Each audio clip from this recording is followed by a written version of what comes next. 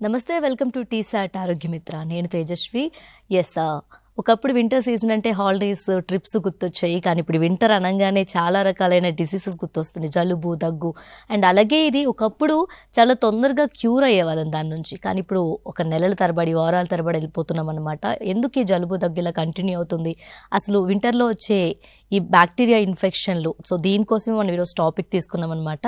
మనం తీసుకున్న టాపిక్ ఏంటి అంటే జలుబు, దగ్గు, ఫ్లూ మరియు బ్యాక్టీరియా ఇన్ఫెక్షన్లకు చికిత్సలు మరియు నివారణ కోసం మనం మాట్లాడుకోపోతున్నాం. దీనికోసం ఇంకొంచెం క్లుప్తంగా మనకు వివరించడానికి మనతో పాటు స్టూడియోలో ఉన్నారు consultant ENT surgeon doctor N Keerthi Reddy గారు. నమస్తే అండి. నమస్తే. సో డాక్టర్ గారు చెప్పండి, అసలు ఎందుకు అంటే పిల్లల్లో తరచుగా ఈ వచ్చే దగ్గు కానీ జలుబుకి కానీ కారణాలు ఏమిటి?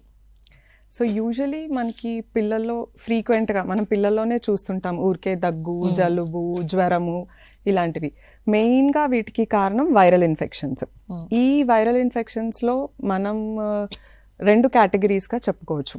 ఒకటి కామన్ కోల్డ్ అండ్ ఇంకొకటి ఫ్లూ జ్వరాలు. ఇవి రెండు వైరల్ ఇన్ఫెక్షన్సే. ఈ కామన్ కోల్డ్ అనేవి ఆల్మోస్ట్ ఒక 200 రకాల వైరస్ల వల్ల వస్తుంది మనకి కామన్ కోల్డ్. ఫ్లూ అనేది ఇన్ఫ్లుయెన్జా వైరస్. ఈ ఇన్ఫ్లుయెన్జా వైరస్ వల్ల వచ్చే ఇన్ఫెక్షన్ ఫ్లూ. సో ఇవి రెండు మనకి మోస్ట్ ఫ్రీక్వెంట్ కాజెస్. ఆల్మోస్ట్ ఒక 5 years ఏజ్ లోపున్న పిల్లల్లో ఒక సంవత్సరంలో 6 నుంచి 10 సార్లు ఈ ఇన్ఫెక్షన్స్ వచ్చే అవకాశం ఉంటుంది. So 6 to 10 times, like almost 2 నెలలకు ఒకసారి వాళ్ళకి ఈ ఇన్ఫెక్షన్స్ వచ్చే ఛాన్స్ ఉంటుంది. అండ్ ఫ్లూ ఏమో యూజువలీ ఫ్లూ సీజన్ అంటాం. ఈ వింటర్ సీజన్స్లో ఈ ఫ్లూస్ అనేవి మనము ఎక్కువగా చూస్తుంటాం. So after these viral infections మనం నెక్స్ట్ అలర్జీస్ ఉంటాయి. కొంచెం అలర్జీ శరీరతత్వం ఉన్న పిల్లలు ఉంటారు, పేరెంట్స్లో అలర్జీ హిస్టరీ ఉన్న వాళ్ళు. అలాంటి పిల్లల్లో కూడా ఈ దగ్గు, జలుబు లాంటివి ఉంటాయి. వాళ్ళలో ఫీవర్ ఉండదు. అలర్జీస్లో మనకి ఓన్లీ దగ్గు, జలుబు చూస్తుంటాము, ఫీవర్ అనేది ఉండదు. Next bacterial infections, bacterial pneumonias ఇట్లాంటివి ఉంటాయి. So most of the time ఇవి స్టార్ట్ అవ్వడం వైరల్ ఇన్ఫెక్షన్స్తోనే స్టార్ట్ అవ్వచ్చు. బట్ లేటర్ ఆన్ సెకండరీగా బ్యాక్టీరియల్ ఇన్ఫెక్షన్స్ అనేవి చూస్తుంటాం. సో ఇవి మనకి మెయిన్ కారణాలు పిల్లల్లో ఈ సీజన్స్లో, వింటర్ సీజన్స్లో ఇన్ఫెక్షన్స్కి కారణం. అండ్ అలాగే ఈ కామన్ కోల్డ్కి లేకపోతే బ్యాక్టీరియా ఇన్ఫెక్షన్లకి మధ్య డిఫరెన్స్ ఏంటి మేడం అసలు? సో మనం మెయిన్గా చూసుకోవాల్సింది కామన్ కోల్డ్, ఫ్లూకి డిఫరెన్సెస్. రెండు వైరల్ ఇన్ఫెక్షన్సే. రెండిట్లో ఉండే వ్యాధి లక్షణాలు కూడా ఒకే రకంగా ఉంటాయి.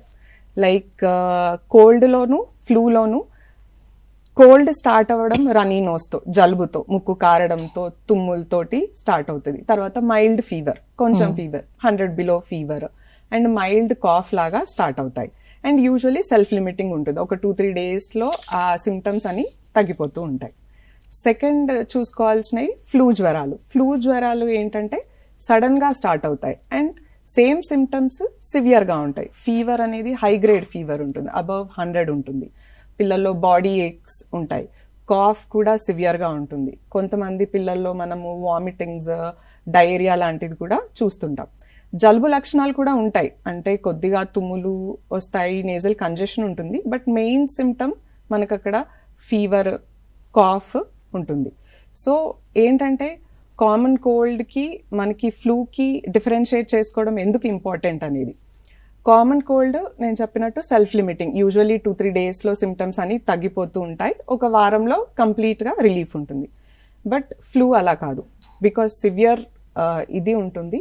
అండ్ ఫ్లూలో కాంప్లికేషన్స్ వచ్చే ఛాన్సెస్ ఎక్కువ ఉంటాయి. అంటే నిమోనియా కింద పిల్లల్లో ఫ్లూగా స్టార్ట్ అయ్యి తర్వాత లంగ్స్ ఎఫెక్ట్ అయ్యి నిమోనియా అయ్యే ఛాన్స్ ఉంటుంది. అండ్ సెకండరీ బ్యాక్టీరియల్ ఇన్ఫెక్షన్స్, అలానే బ్యాక్టీరియల్ నిమోనియాస్. సో ఎప్పుడైనా 3 days కంటే ఎక్కువ మనకి ఫీవర్ తగ్గట్లేదు అండ్ సివియర్ బాడీ ఏక్స్ ఉన్నాయి, పిల్లలు బాగా వీక్ అయిపోయారు, డీహైడ్రేట్ అయిపోతున్నారు, సరిగ్గా తినట్లేదు, ఏమీ తాగట్లేదు, ఇట్లాంటి టైంలో మనం ఫ్లూని సస్పెక్ట్ చేయాల్సి ఉంటుంది. అండ్ ఫ్లూకి ఎప్పుడైనా మీరు డాక్టర్ని సంప్రదించి దాని అప్రోప్రియేట్ ట్రీట్మెంట్ తీసుకుంటే బాగుంటుంది. ఓకే. అండ్ మామూలుగా అంటే ఇప్పుడు దగ్గు అయినా జలుబు అయినా వెరీ కామన్గా వచ్చేవి మనకి. సో దీనికోసం ఎక్కువగా అంటే పీపుల్ తొందరగా డాక్టర్ని కన్సల్ట్ అవ్వడానికి ఇష్టపడరు, నెగ్లెక్ట్ చేస్తారనమాట. కామన్గా తగ్గిపోతాయి కదా తొందరగా అనుకుంటే. వీటికి మనం ఇంట్లో తీసుకునే ఏమైనా చికిత్సలు ఉంటాయా? సో కామన్ కోల్డ్ వరకు మనం ప్రతిసారి సాధారణ జలుబు ఏది కొద్దిగా తుమ్ములు వస్తున్నాయి, ఒక ఫీవర్ 1-2 డేస్లో తగ్గిపోయింది, లో గ్రేడ్ ఫీవర్ ఉంది, ఎస్ మనం వెయిట్ చేసి చూడొచ్చు. ఇమీడియట్గా డాక్టర్స్ని కన్సల్ట్ చేయాల్సిన అవసరం లేదు.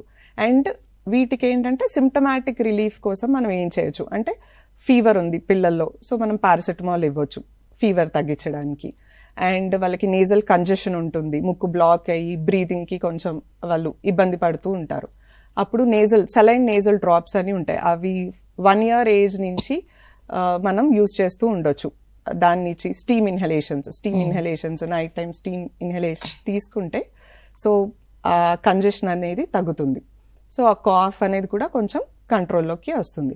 అండ్ ఇంకొకటి కాఫ్కి హెల్ప్ చేసేది స్టడీస్తో ప్రూవ్ అయి ఉన్నది హనీ. నైట్ టైం పడుకునే ముందు పిల్లలకి 1 స్పూన్ హనీ, పిల్లలనే కాదు పెద్దలు కూడా ఎక్కువ రోజులు కాఫ్, ఇప్పుడు ఇవాళ రేపట్లో ఒకసారి కాఫ్ స్టార్ట్ అయ్యాక ఇట్ ఈస్ లైక్ ప్రొలాంగింగ్, ఒక 3 weeks వరకు అది కూడా నైట్ టైం కాఫ్ వస్తుంది. అయితే మెయిన్గా నైట్ టైమే ఎందుకు వస్తుంది కాఫ్? దీనికి కారణం ఏంటంటే మనం పడుకున్నప్పుడు మన ముక్కులో నుంచి సెక్రీషన్స్ మ్యూకస్ ఏదైతే ఉందో అది గొంతులోకి ట్రికిల్ అవుతూ ఉంటుంది. సో లయింగ్ పొజిషన్లో ఆ మ్యూకస్ ట్రికిల్ అయినప్పుడు ఆ థ్రోట్ ఇరిటేట్ అయ్యి మనకి ఆ ఇరిటేషన్ వల్ల కాఫ్ వస్తూ ఉంటుంది. సో ఆ మ్యూకస్ని ముందే మనం క్లియర్ చేసుకోవాలంటే ఒకటి స్టీమ్ ఇన్హలేషన్ హెల్ప్ చేస్తుంది. And definitely nasal sprays, saline పిల్లల్లో అయితే మనం సెలైన్ నేజల్ స్ప్రేస్ ఇవ్వచ్చు. 5 years అబవ్ పిల్లల్లో మీరు డాక్టర్ని సంప్రదిస్తే వేరే డీకంజెస్టెంట్ నేజల్ స్ప్రేస్ ఉంటాయి, అవి తీసుకొని అది కొన్ని రోజుల వరకు 4-5 days పీరియడ్ వరకు వాడుకోవచ్చు. దీనివల్ల రిలీఫ్ ఉంటుంది. అండ్ హనీ ఒకటి, night time 1 tablespoon honey is proven అనమాట. స్టడీస్లో కూడా ఏవైనా హెర్బల్ రెమెడీస్లో అన్ని చాలా చెప్తారు, బట్ అన్నిట్లో స్టడీస్లో ప్రూవ్ అయి ఉన్నది హనీ. సో హనీతో పాటు మనం జనరల్గా చాలామంది అల్లం తీసుకుంటే మంచిది, పసుపు అవన్నీ యాడ్ చేసుకోవచ్చు. సో అది కొంచెం మనకి రిలీఫ్ ఇస్తుంది. రైట్. అండ్ అలాగే ఇప్పుడు యాంటీబయాటిక్స్ అనేవి ఎక్కువగా వాడకూడదని ప్రతి డాక్టర్ సజెస్ట్ చేస్తారు మనకి. అండ్ ఈ డిసీజ్ అనేది ఏ స్టేజ్లో ఉన్నప్పుడు ఈ బయోటిక్స్ అనేవి వాడాలి మేడం? అంటే ఇప్పుడు మనం చెప్పుకున్నట్టు ఈ తరచుగా వచ్చే దగ్గు, జలుబు ఇవన్నీ వైరల్ ఇన్ఫెక్షన్స్. సో 2 రకాలు, కామన్ కోల్డ్ ఒకటి, ఫ్లూ ఒకటి అనుకున్నాం. కామన్ కోల్డ్ కూడా వైరస్ వల్లనే, ఫ్లూ కూడా ఇన్ఫ్లుయెన్జా వైరస్ వల్లనే. సో ఇది వైరస్ కాబట్టి యాంటీబయాటిక్స్లో రోల్ లేదు. యాంటీబయాటిక్స్ అనేవి బ్యాక్టీరియాని చంపడానికి. సో మనకి ఫ్లూ వల్ల, వైరస్ వల్ల ఇన్ఫెక్షన్ ఉన్నప్పుడు యాంటీబయాటిక్స్ తీసుకోవడం వల్ల ఎటువంటి ఉపయోగం లేదు. అయితే యాంటీబయాటిక్స్ ఎప్పుడు ఇస్తారు? మీరు డాక్టర్ని కన్సల్ట్ అయ్యారు, 3 days కంటే ఎక్కువ ఫీవర్ ఉంటుంది, లేదా పిల్లల్లో ఇయర్ ఇన్ఫెక్షన్స్ వస్తాయి, చెవి నొప్పి అని చెప్తారు. యూజువలీ కామన్ కోల్డ్లో కూడా చెవి నొప్పి వచ్చే ఛాన్స్ ఉంటుంది, బట్ అది మైల్డ్గా ఉంటుంది, కొద్దిగా ఉంటుంది. వితిన్ 1-2 days ఫీవర్ అవి తగ్గిపోయినట్టు తగ్గిపోతుంది. బట్ పర్సిస్టెంట్ ఇయర్ పెయిన్, వాళ్ళు ఇయర్ పెయిన్తో ఏడుస్తున్నారు, లేదా చెవిలో నుంచి చీమ్ కారుతోంది, ఆర్ ఫీవర్ తగ్గట్లేదు, లేదా ఫీవర్ తగ్గిపోయి 2-3 days తర్వాత మళ్ళీ స్టార్ట్ అయింది, దగ్గు అనేది తగ్గట్లేదు, చాలా సివియర్గా ఉంది, ఇట్లాంటివి ఉన్నప్పుడు మీరు మీ డాక్టర్ని కన్సల్ట్ అయినప్పుడు వాళ్ళు చూసి ఈ వైరస్ మీద ఇంకా బ్యాక్టీరియల్ ఇన్ఫెక్షన్స్ వచ్చాయి అని సస్పెక్ట్ చేసినప్పుడు మాత్రమే యాంటీబయాటిక్స్ అనేవి వాడాల్సి ఉంటుంది. ఎందుకంటే ఇప్పుడు ఇది ఒక పెద్ద ప్రాబ్లం, బికాజ్ ఈ వైరల్ ఇన్ఫెక్షన్స్ అనేవి చాలా ఫ్రీక్వెంట్. మనం అనుకున్నట్టు ఆల్మోస్ట్ పిల్లల్లో ఎవ్రీ 2 months వచ్చే ఛాన్స్ ఉంటుంది. సో మనం ప్రతిసారి యాంటీబయాటిక్స్ వాడితే సో యాంటీబయాటిక్ రెసిస్టెన్స్ అనేది వచ్చేస్తుంది. సో యాక్చువల్లీ మనకు బ్యాక్టీరియల్ ఇన్ఫెక్షన్స్ వచ్చి యాంటీబయాటిక్స్ వాడాల్సి వచ్చిన రోజు అవి పనిచేయకుండా పోతాయి. సో ఎప్పుడు ఓవర్ ద కౌంటర్ అంటే మెడికల్ షాప్స్కి వెళ్ళి యాంటీబయాటిక్స్ అయితే తీసుకోకూడదు. యాంటీబయాటిక్స్ ఓన్లీ వైద్యుల సలహాతో మాత్రమే తీసుకోవాల్సి ఉంటుంది. అండ్ డెఫినెట్లీ ఈ ఫ్లూకి, కోల్డ్కి తీసుకోవాల్సిన అవసరం లేదు. అండ్ లాంగ్ లాస్టింగ్ ఈ యాంటీబయాటిక్స్ వాడడం వల్ల వచ్చే సైడ్ ఎఫెక్ట్స్ ఏంటి మేడం ఎస్పెషల్లీ? ఓకే, సో ఒకటి మనం చెప్పుకున్నట్టు ఫ్రీక్వెంట్గా వాడితే యాంటీబయాటిక్ రెసిస్టెన్స్ అనేది చాలా పెద్ద problem. So resistant strains emerge అవుతున్నాయి, అంటే అవేంటంటే ఇన్నిసార్లు ఎక్స్పోజ్ అయ్యాక రెసిస్టెంట్ స్ట్రెయిన్స్, అంటే ఇంతకుముందు ఈ యాంటీబయాటిక్స్కి చంపబడ్డ బ్యాక్టీరియా ఇప్పుడు రెసిస్టెంట్ అయిపోయాయి, ఈ మందులు వాటి మీద పనిచేయవు. ఆ స్ట్రెయిన్స్ అలా చంపబడినవి ఇంకా బాగా స్ప్రెడ్ అయ్యి ఎక్కువ మందిలో ఇన్ఫెక్షన్స్ వచ్చే ఛాన్స్ ఉంటుంది. ఇంకొకటి, యాజ్ వీ నో, మనకి గట్ బ్యాక్టీరియా ఉంటుంది, గుడ్ బ్యాక్టీరియా, ఏది మన వైటమిన్ అబ్జార్ప్షన్స్కి కానీ మినరల్ అబ్జార్ప్షన్స్కి కానీ, which is very important. Antibiotics తరచుగా వాడడం వల్ల ఏంటంటే ఆ గట్ మైక్రోబయోమ్ కూడా నాశనం అయిపోతుంది అనమాట. సో మనం ప్రాపర్ ఫుడ్ తీసుకున్నా కానీ దాని 100% పోషకాలు మనకి అందకపోవచ్చు. అది ఒక ప్రాబ్లం అవుతుంది మనకి. ఓకే. అండ్ ఈ జలుబు దగ్గు అంటే పేషెంట్ ఏ స్టేజ్లో ఉన్నప్పుడు బ్లడ్ టెస్ట్లు కానీ లేకపోతే ఎక్స్రే కానీ చేయించాలి మనం? ఓకే. సో మనం అనుకున్నట్టు కోల్డ్ వితిన్ 1 week to 10 daysలో మొత్తం తగ్గిపోతుంది. సో అంటే సివియర్ సిమ్టమ్స్ 1 to 3 daysలో తగ్గిపోయి ఇంకా తగ్గిపోతూ ఉంటాయి. అది ఫ్లూ కూడా అంతే. సో ఎప్పుడైనా సిమ్టమ్స్ తగ్గుతూ ఉంటాయి, కానీ లేదు ఫీవర్ తగ్గింది, మళ్ళీ ఫీవర్ స్టార్ట్ అయింది మనకి, ఆర్ పేషెంట్కి బ్రీదింగ్ డిఫికల్టీ, ఊపిరి తీసుకోవడానికి కష్టం అవుతుంది, లేదా సివియర్ ఇయర్ పెయిన్స్ ఉన్నాయి, బాగా బాడీ పెయిన్స్, బాగా డీహైడ్రేట్ అవుతున్నారు, లేదా పిల్లల్లో అయితే డీహైడ్రేషన్ అస్సలు they not taking anything, food కానీ లిక్విడ్ ఇంటేక్స్ కానీ లేనప్పుడు, అప్పుడు మీరు డాక్టర్ని కన్సల్ట్ అయినప్పుడు దానికి వాళ్ళు నిమోనియా కానీ ఏదైనా సస్పెక్ట్ చేసినప్పుడు బ్లడ్ టెస్ట్స్ కానీ ఎక్స్రేస్ కానీ చేస్తారు. All right. అండ్ అలాగే చలికాలంలో ఈ జలుబు దగ్గు లాంటి అంటువ్యాధులకు అసలు ముందుగా మనం అవి రాకుండా ఉండాలంటే ఎలాంటి ప్రికాషన్స్ తీసుకోవాలి? ఓకే. సో ఒకటి ఫస్ట్ పిల్లల గురించి చెప్తాను. పిల్లల్లో ఏంటంటే టైమ్లీ ఇమ్యునైజేషన్స్, మన ఇమ్యునైజేషన్ స్కెడ్యూల్ ప్రకారము ఇమ్యునైజేషన్స్ వ్యాక్సిన్స్ తీసుకోవడం అనేది వెరీ ఇంపార్టెంట్. మోస్ట్ ఇంపార్టెంట్గా ఫ్లూ వ్యాక్సిన్. ఫ్లూ వ్యాక్సిన్ అనేది ఈ ఇన్ఫ్లుయెన్జా వైరస్ నుంచి మనకి ప్రొటెక్షన్ ఇస్తుంది. అయితే ఈ వ్యాక్సిన్ ఎప్పుడు తీసుకోవాలి? బికాజ్ మనకి వింటర్లో ఈ ఫ్లూ ఇన్ఫెక్షన్స్ అనేవి ఎక్కువ ఉంటాయి. లైక్ మనము సెప్టెంబర్ అక్టోబర్ నుంచి స్టార్ట్ చేస్తే నవంబర్ డిసెంబర్ ఈ చలికాలం టిల్ ఫిబ్రవరి మనకి ఇది ఎక్కువ ఉంది. అయితే ఈ సీజన్స్లో మనకి ప్రొటెక్షన్ రావాలంటే మనం వ్యాక్సినేషన్ జూన్లో అలా తీసుకోవాలి. సో జూన్లో తీసుకుంటే ఈ టైం కల్లా the kids will be ready. Okay. ఇంకొకటి nutrition. So nutritious food is always important. మనకి వెజిటబుల్స్, ఫ్రూట్స్, సరిగ్గా ప్రోటీన్ పిల్లలకి వెళ్తుందా లేదా అనేది మనము చూసుకోవాల్సి ఉంటుంది. థర్డ్ ప్రూవెన్ ఇది ఏంటంటే ఫిజికల్ యాక్టివిటీ. మంచి ఫిజికల్ యాక్టివిటీ ఉన్న పిల్లలు లైక్ తక్కువ ఈ ఫ్లూలు కానీ కామన్ కోల్డ్స్ బారిన పడతారు అనేది స్టడీస్ ఉన్నాయి. సో సమ్ ఫిజికల్ యాక్టివిటీ కిడ్స్కి, బయట ఆడుకోవడం, సన్లైట్ ఎక్స్పోజర్ ఒకటి, డేలో అట్లీస్ట్ ఒక ½ an hour పిల్లలు ఎండలో ఆడుకోవడము, ఇట్లాంటివి వాళ్ళని ప్రొటెక్ట్ చేస్తాయి. అండ్ పర్సనల్ హైజీన్ ప్రాక్టీసెస్, పిల్లలకి బయట నుంచి ఆడుకొని రాగానే చేతులు కడుక్కోవడం, స్కూల్ నుంచి రాగానే చేతులు కడుక్కోవడం, ఊరికే చేతులు నోట్లో ఇలా పెట్టుకోకపోవడం, ఇట్లాంటివి మనం కొన్ని నేర్పించుకుంటే సో ఇవి కొంచెం ప్రొటెక్టివ్గా ఉంటాయి. పేరెంట్స్గా ఇంకొకటి ఏంటంటే ఒకటి ఇంపార్టెంట్, ఇది ప్రిమెచ్యూర్గా పుట్టిన పిల్ల అంటే నెలలు నిండక ముందే పుట్టిన పిల్లల్లో కూడా ఈ జబ్బులు అనేవి ఎక్కువగా ఉంటాయి. ప్లస్ బ్రెస్ట్ ఫీడింగ్ అనేది చాలా ఇంపార్టెంట్. బ్రెస్ట్ ఫీడింగ్ తీసుకున్న పిల్లలు లైక్ 1 year వరకు బ్రెస్ట్ ఫీడింగ్ తీసుకున్న పిల్లల్లో కూడా ఈ ఇన్ఫెక్షన్స్ అట్లాంటివి తరచుగా రావన్నమాట. సో అవి రెండు పేరెంట్స్గా మనం. ఓకే. అండ్ ఈ వ్యాక్సినేషన్ అనేది ఎవ్రీ ఇయర్ తీసుకోవాలి ఆర్ ఏదైనా సర్టెన్ ఏజ్లో తీసుకోవాల్సింది ఉంటుందా మేడం? 6 months దాటిన దగ్గర నుంచి మనం ఫ్లూ వ్యాక్సినేషన్స్ తీసుకోవాలి అండ్ ఎవ్రీ ఇయర్ తీసుకోవాల్సి ఉంటుంది. ఫస్ట్ టైం తీసుకున్నప్పుడు ట్వైస్ తీసుకోవాల్సి ఉంటుంది and after that every year మీరు వ్యాక్సిన్ తీసుకోవాల్సి ఉంటుంది, ఈవెన్ ఇన్ అడల్ట్స్. ఎందుకంటే వైరస్ ఏంటంటే స్ట్రెయిన్స్ మారుతూ వస్తూ ఉంటాయి అనమాట. సో ఒకసారి తీసుకున్న ప్రొటెక్షన్ మనకి 6 months 1 year వరకే ఉంటుంది. సో మళ్ళీ నెక్స్ట్ టైం మళ్ళీ తీసుకోవాల్సి ఉంటుంది. రైట్. సో చూస్తున్నారు కదండి, మనం జలుబు, దగ్గు, ఫ్లూ మరియు బ్యాక్టీరియా ఇన్ఫెక్షన్ కోసం మాట్లాడుకుంటున్నాం అనమాట. సో దీనిపైన మీకు ఎలాంటి డౌట్స్, అంటే సీజన్ కాబట్టి డెఫినెట్లీ మనకి చాలా క్వశ్చన్స్ రేజ్ అవుతూ ఉంటాయి మనకి. మీకు ఎలాంటి క్వశ్చన్స్ ఉన్నా, డౌట్స్ ఉన్నా స్క్రీన్పై కనిపిస్తున్న నెంబర్స్కి కాల్ చేయండి, డాక్టర్ గారితో మాట్లాడచ్చు అనమాట మీరు. సో అండ్ మేడం, ఈ జలుబు, దగ్గు అనేది మనకి ఎక్కువ రోజులు ఇలాగే కంటిన్యూ అవుతే మనకి ఫర్దర్గా ఏమన్నా పెద్ద డిసీజ్కి దారితీసే అవకాశం ఉందా?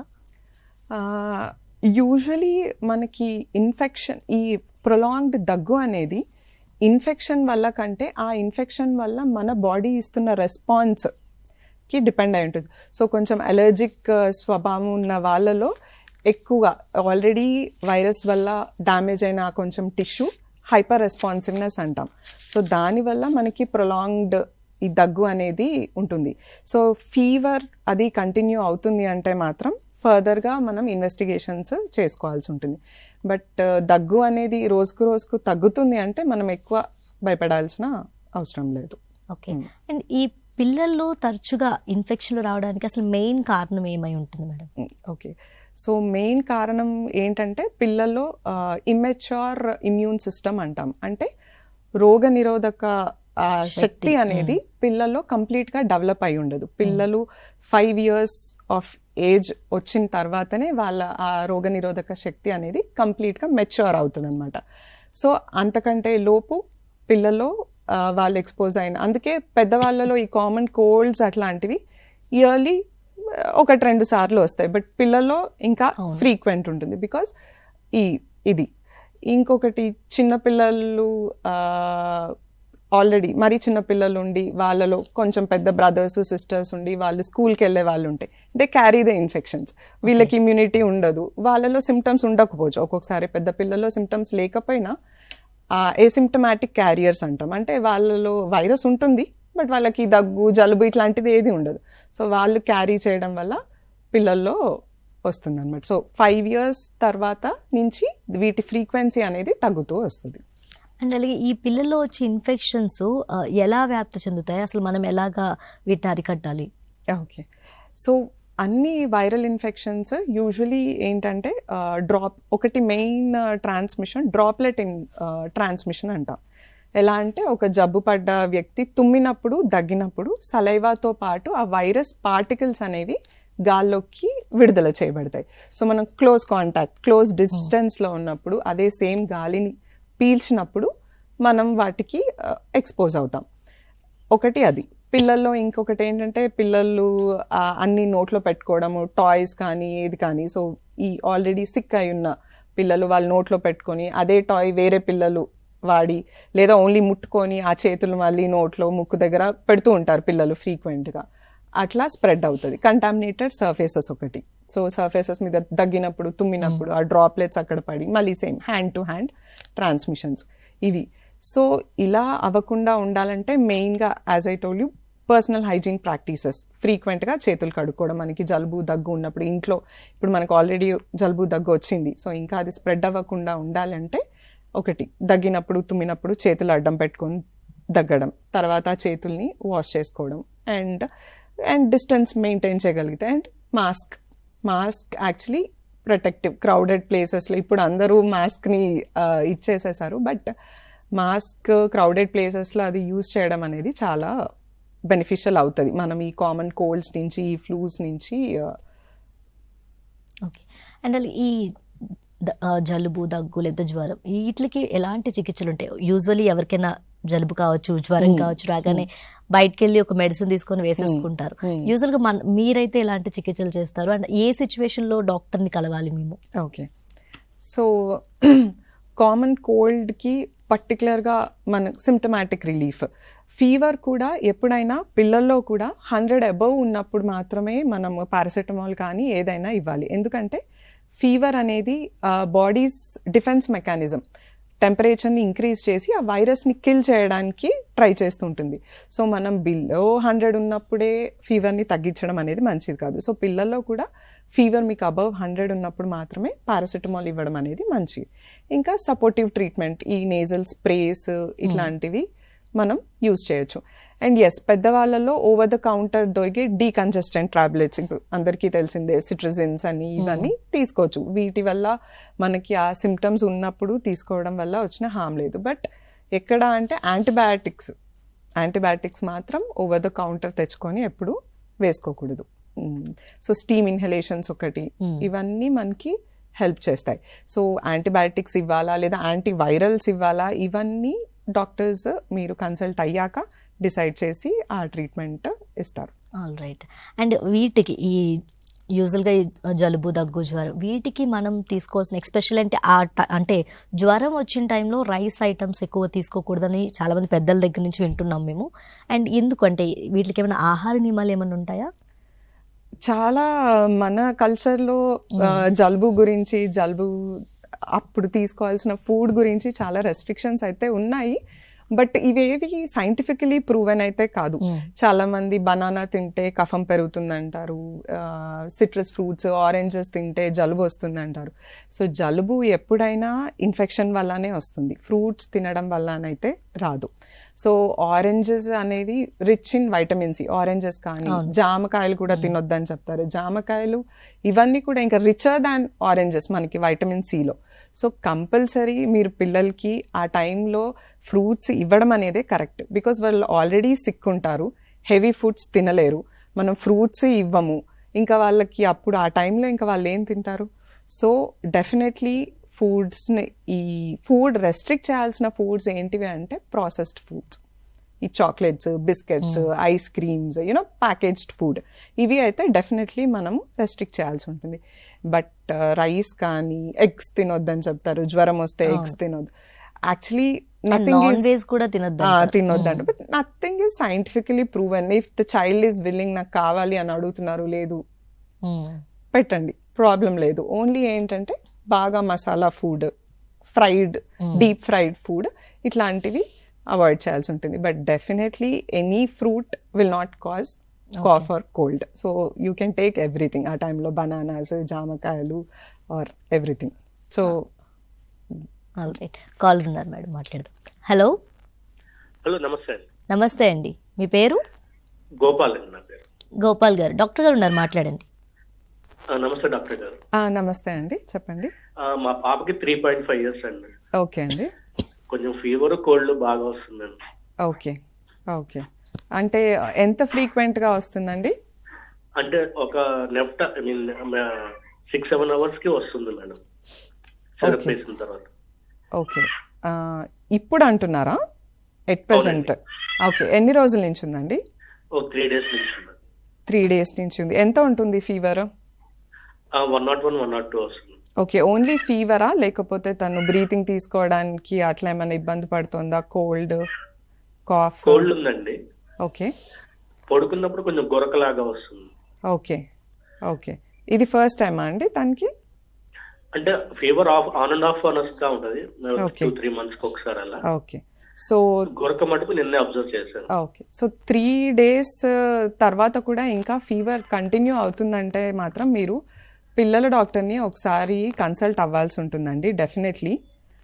ఓకే, అండ్ గురక, పిల్లల్లో గురకకి కారణము యూజువలీ అడినాయిడ్స్ అని ఉంటాయి. మనకి గొంతులో ఎలా అయితే టాన్సిల్స్ ఉంటాయో ముక్కు వెనకాల వస్తాయి, అవి ఉంటే కూడా ఇట్లా తరచుగా కోల్డ్, కాఫ్, ఫీవర్స్ అనేవి వస్తూ ఉంటాయి. సో ఫస్ట్ మీరు ఒకసారి పీడియాట్రిషియన్కి అయితే ఇప్పుడు చూయించండి, చూయించాక ఒకసారి ఈ అడినాయిడ్స్ ఉన్నాయో లేదో కూడా మీరు కన్ఫర్మ్ చేసుకోవాల్సి ఉంటుంది. థ్యాంక్ యూ గోపాల్ గారు. సో మేడం, ఈ జలుబు, దగ్గు, జ్వరం వీటికి ఏమన్నా ఎస్పెషల్లీ టీకాలు లాంటివి ఏమన్నా ఉన్నాయా? ఉంటే ఎలాంటివి ఉంటాయి అసలు?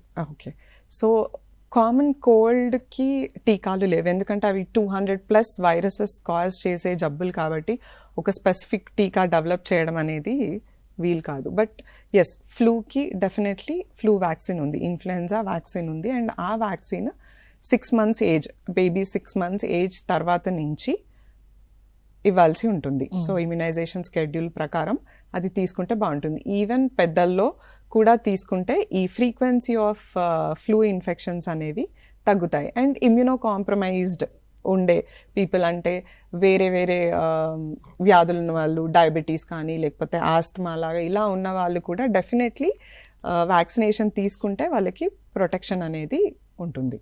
ఓకే, అండ్ ఈ వైరల్ ఇన్ఫెక్షన్స్ వల్ల కాకుండా ఈ జలుబు కానీ, దగ్గు కానీ, జ్వరం కానీ ఇంకేమైనా కారణాలు ఉన్నాయా, అంటే రావడానికి కారణాలు? ఎస్, సో మనం మెయిన్గా మాట్లాడుకోవాల్సింది నెక్స్ట్ అలర్జీస్ గురించి.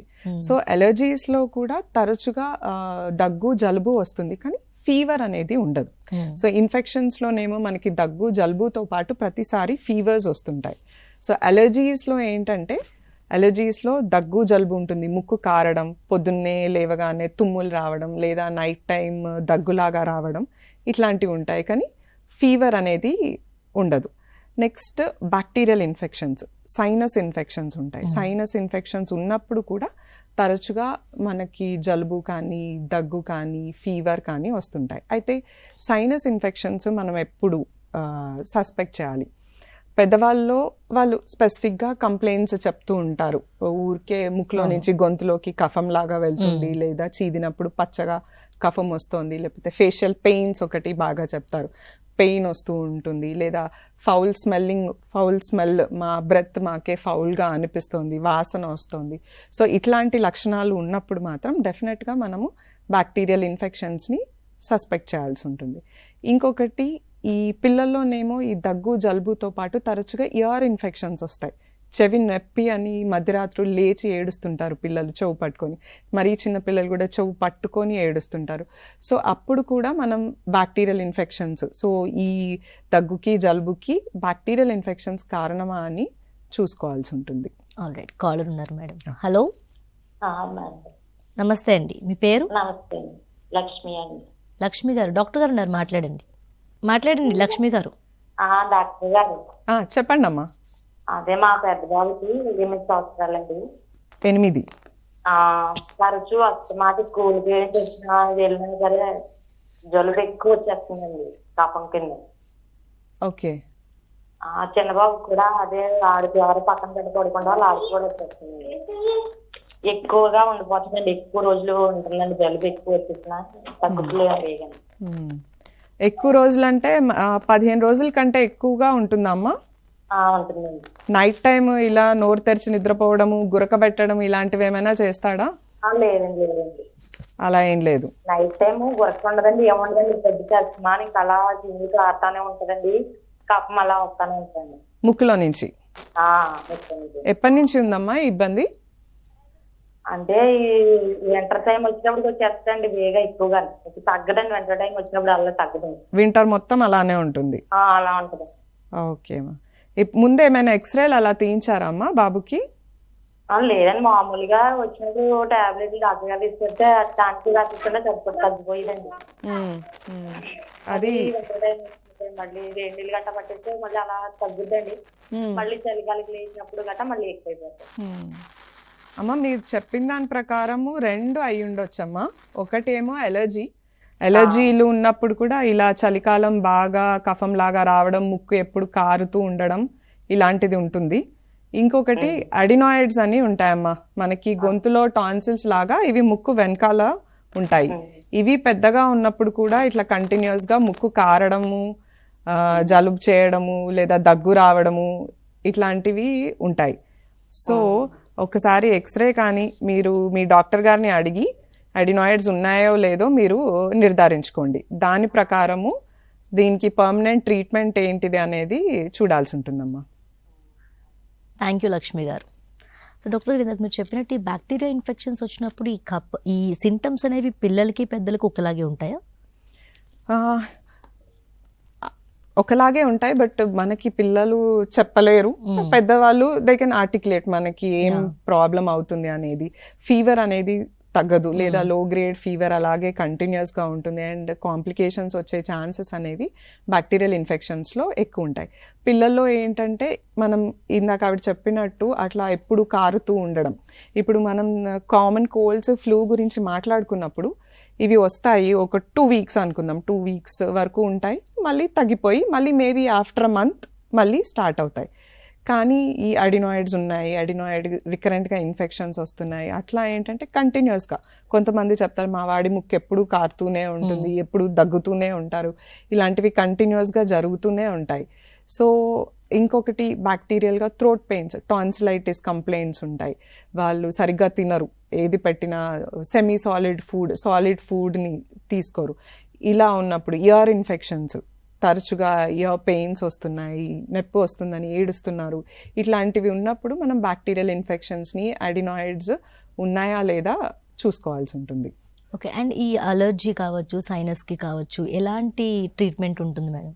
ఓకే, సో అలర్జీస్కి మనకి పిల్లల్లో ఏంటంటే మెయిన్గా అలర్జీస్లో మెయిన్ స్టే ఏంటంటే అవాయిడెన్స్ ఆఫ్ ది అలర్జన్.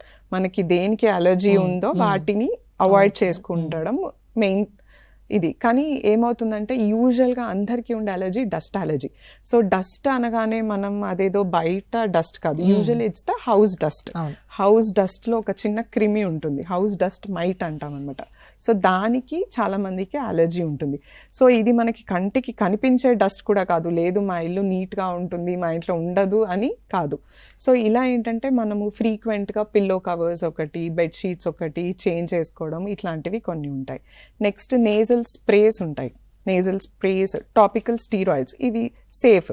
అంటే స్టీరాయిడ్ అనగానే మనకి పోస్ట్ కోవిడ్ అది ఒక ఫోబియా ఉంటుంది, బట్ ఇవి టాబ్లెట్స్ కావు, ఇవి జస్ట్ నేజల్ టాపికల్ స్టీరాయిడ్స్ అనమాట. సో అవి ఇవ్వచ్చు మనం, అది అబవ్ 1 year ఏజ్ నుంచి ఇస్తాము. ఈవెన్ పెద్దల్లో కూడా మనకి same avoidance of allergens plus tablets ఉంటాయి, మన సిట్రజిన్ టాబ్లెట్స్ లాంటివి ఇట్లాంటివి, అండ్ నేజల్ స్ప్రేస్.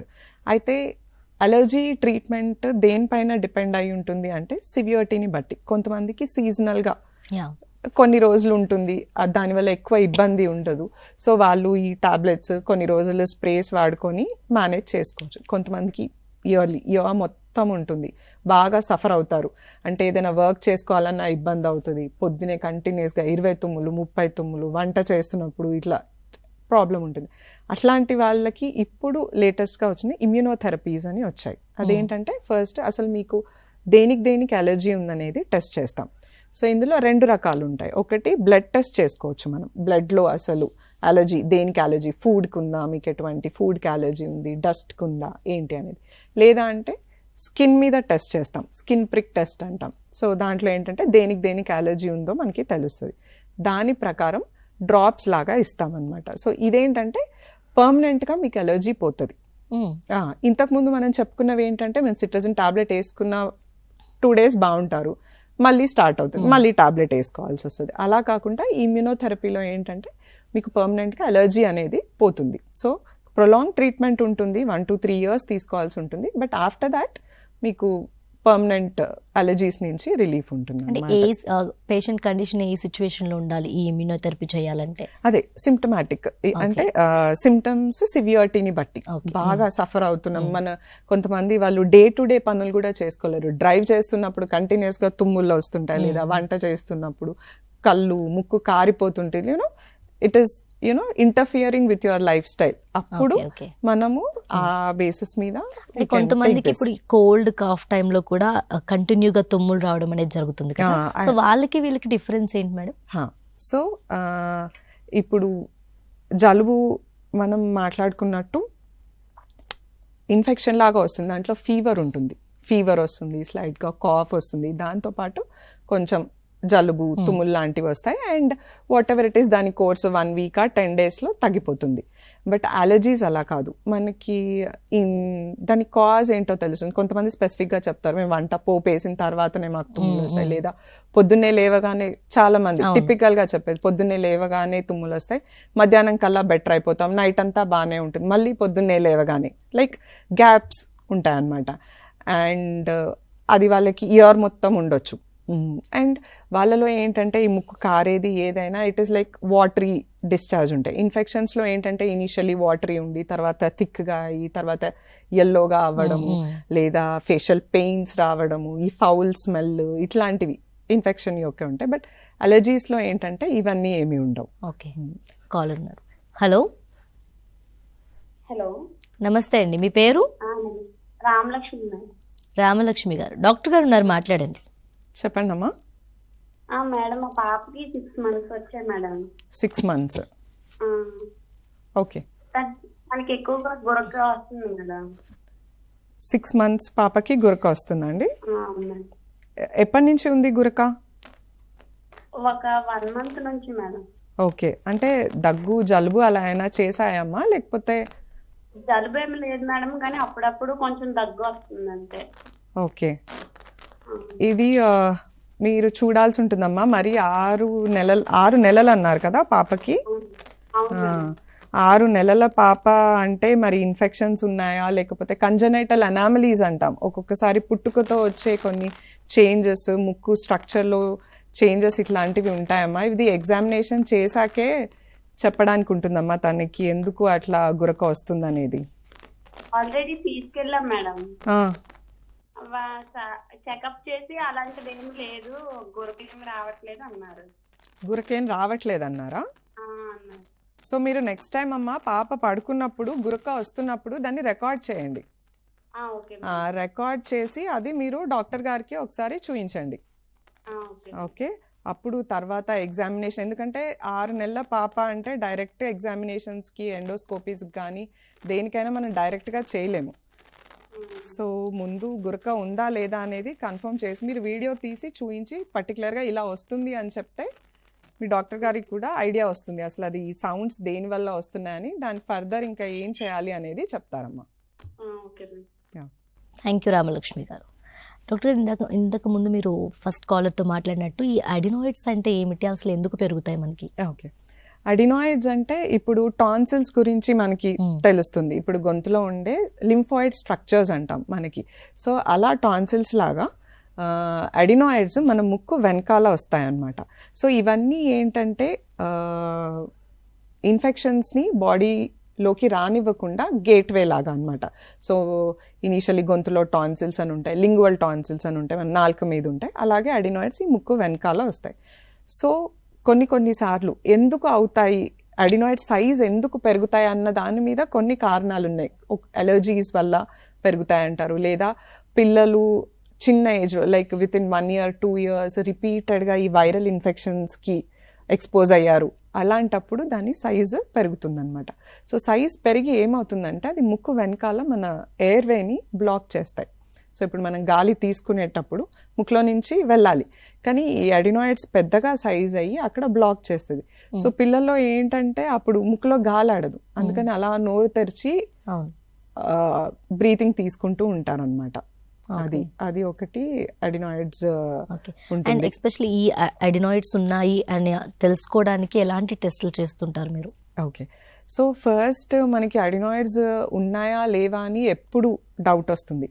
సో చాలామంది అడినాయిడ్స్ ఉన్న పిల్లల్లో ఏంటంటే ఒకటి ఇట్లా తరచుగా జలుబు, ముక్కు ఎప్పుడు కారుతూనే ఉంటుంది, దగ్గు ఎప్పుడు వస్తుంటుంది, నైట్ టైం దగ్గు వస్తుంది. నెక్స్ట్ వాళ్ళు ఎప్పుడు అలా నోరు తెరిచి బ్రీతింగ్ తీసుకుంటూ ఉంటారు. అండ్ పడుకున్నప్పుడు బాగా గురక వస్తుంది.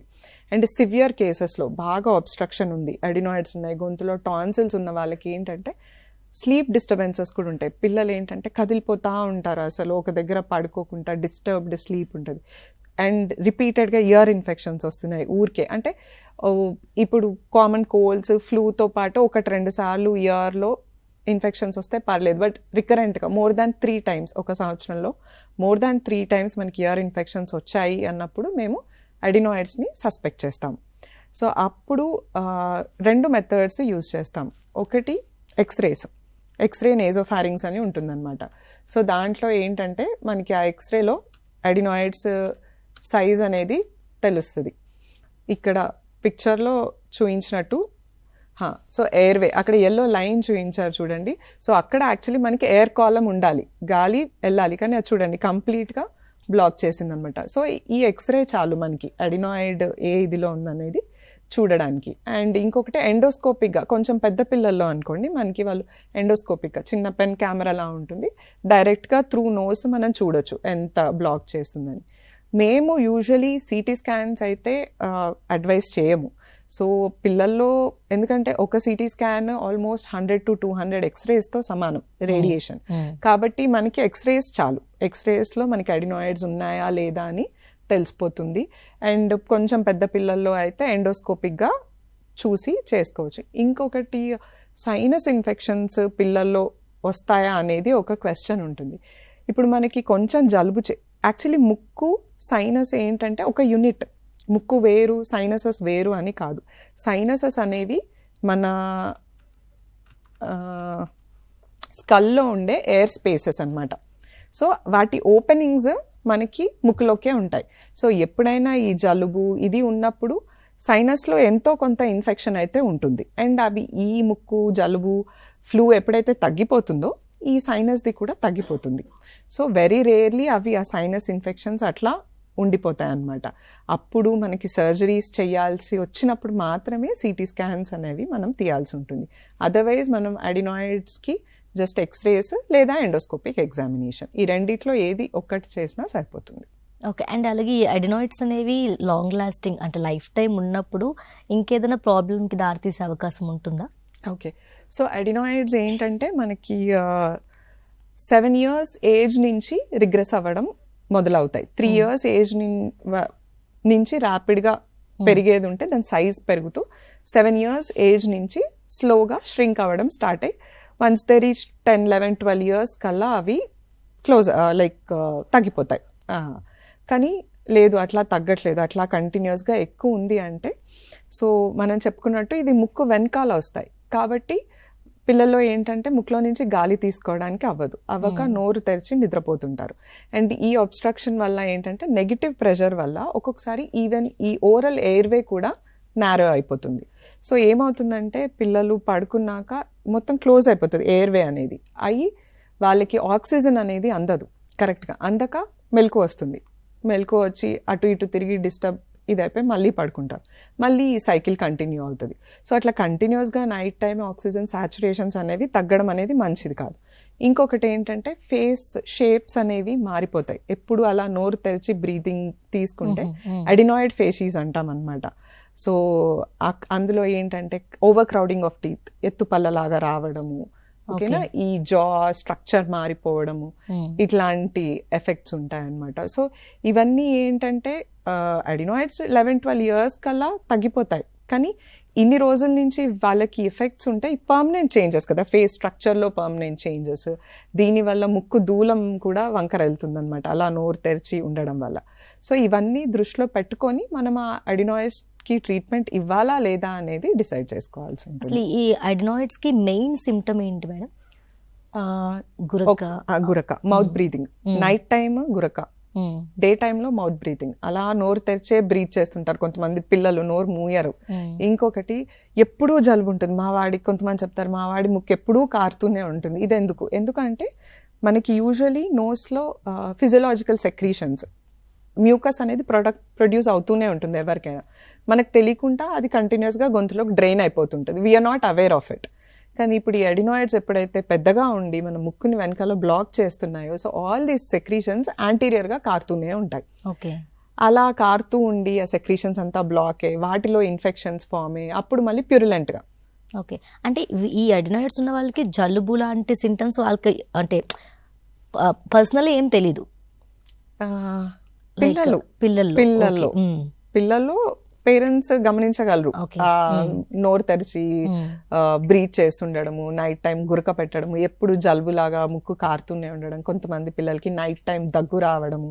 అండ్ ఇవన్నీ ఏమవుతాయంటే ఈ ఇన్ఫెక్షన్స్ వెళ్ళి టాన్సిల్స్ని ఇన్ఫెక్ట్ చేసి ఇవి పెద్ద సైజులో పెరిగి తినడానికి ఇబ్బంది పడుతూ ఇట్లాంటివి ఉంటాయి. ఓకే, అండ్ ఈ అడినాయిడ్స్ కి అంటే పర్మనెంట్ సొల్యూషన్ సర్జరీనా ఇంకేమన్నా ట్రీట్మెంట్స్ ఉన్నాయా? ఓకే, సో మనం సర్జరీయా లేదా మెడికల్ ట్రీట్మెంటా అనేది సివియరిటీ ఆఫ్ సిమ్టమ్స్ మీద చూస్తాము. ఒకటి గ్రేడ్, సైజ్ ఎంత పెద్దగా ఉన్నాయి, ప్లస్ అవి ఎంత ఇబ్బందిని కలిగిస్తున్నాయి అన్న దాన్ని బట్టి ప్రతిసారి సర్జరీ చేయాలని ఏం లేదు. సో మనం ఇందాక చెప్పుకున్నట్టు అడినాయిడ్స్ పెరగడానికి, సైజ్ పెరగడానికి ఒకటి అలర్జీ కూడా ఒకటి కారణం. సో అలర్జీని ట్రీట్ చేస్తే అడినాయిడ్ సైజ్ ష్రింక్ అయ్యే ఛాన్సెస్ ఉంటాయన్నమాట. సో దానికి నేజల్ స్ప్రేస్ ఇస్తాము. 3 months is the maximum time ఇచ్చి అసెస్ చేస్తామన్నమాట. ఇఫ్ ద పిల్లలు బెటర్ అయ్యారు ఇది అంటే మనకి సర్జరీ అవసరం పడదు. బట్ అలా కాకుండా ఒక్కొక్కసారి అడినాయిడ్ సైజ్ చిన్నగానే ఉండొచ్చు కానీ ఇబ్బంది, తరచుగా ఇన్ఫెక్షన్స్ వస్తున్నాయి, యూనో ఇట్లా రిపీటెడ్గా ఇన్ఫెక్షన్స్ వస్తాయి. కొంతమంది పిల్లల్లో గ్రోత్ కూడా ఎఫెక్ట్ అవుతుంది, అంత బరువు పెరగట్లేరు, హైట్ కూడా పెరగట్లేరు, ఇలాంటివి ఉంటాయన్నమాట. సో అలాంటివి ఉన్నప్పుడు ఎటువంటి సైజులో ఉన్నా కానీ మనం సర్జరీకి వెళ్ళడం అనేది బెటర్ ఆప్షన్. ఓకే, అండ్ ఇది ఎక్కువగా పిల్లల్లో ఎక్కువగా కనిపిస్తూ ఉంటుందా లేకపోతే అడల్ట్స్లో ఎక్కువగా కనిపిస్తూ ఉంటుందా మేడం? లేదు, పిల్లల్లోనే అడినాయిడ్స్. అడల్ట్స్లో కూడా చూస్తాము but very rare. As I said 10-11 years age కల్లా అవి మనకి అడినాయిడ్స్ ష్రింక్ అయిపోతూ ఉంటాయి. కాబట్టి ఈ లక్షణాలు ఎక్కువగా మనము పిల్లల్లోనే చూస్తాం. ఓకే, ఈ అడినాయిడ్స్కి సర్జరీ చేసే ప్రాసెస్ ఎలా ఉంటుంది అండ్ దీని తర్వాత ఈ ప్రాసెస్ తర్వాత మళ్ళీ వచ్చే ఛాన్సెస్ ఉంటాయా? ఓకే, సో యాక్చువల్లీ ముందు అడినాయిడ్ సర్జరీ క్యూరెటాజ్ అని చేసేవాళ్ళు. It was kind of a blind procedure అనమాట. త్రూ మౌత్ ఒక క్యూరెట్ లాగా ఉండేది, దాన్ని స్వీప్ చేసి తీసేసేవాళ్ళం. సో అప్పుడు ఏమయ్యేదంటే కొంచెం ఉండిపోయే ఛాన్సెస్ హై ఉండేవి, కొంచెం అడినాయిడ్ టిష్యూ. అండ్ మరీ చిన్న పిల్లల్లో చేసినప్పుడు చాలా నారో స్పేస్ ఉంటుంది, ఏవైనా ఇంపార్టెంట్ స్ట్రక్చర్స్కి మనం డ్యామేజ్ చేస్తామా అన్న ఒక గార్డెడ్ ఇదిలో కొంచెం ఏదైనా ఉండిపోతే అట్లాంటి టైంలో మళ్ళీ వచ్చే ఛాన్సెస్ ఉండేవి.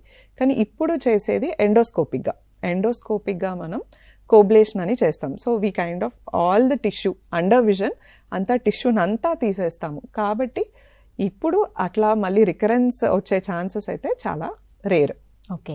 అండ్ ఇప్పుడు చాలా మంది పిల్లలే కాదు పెద్దవాళ్ళు కూడా ఈ తరచుగా ఈ చెవి నొప్పి అనేది చాలా బాధిస్తూ ఉంటుంది.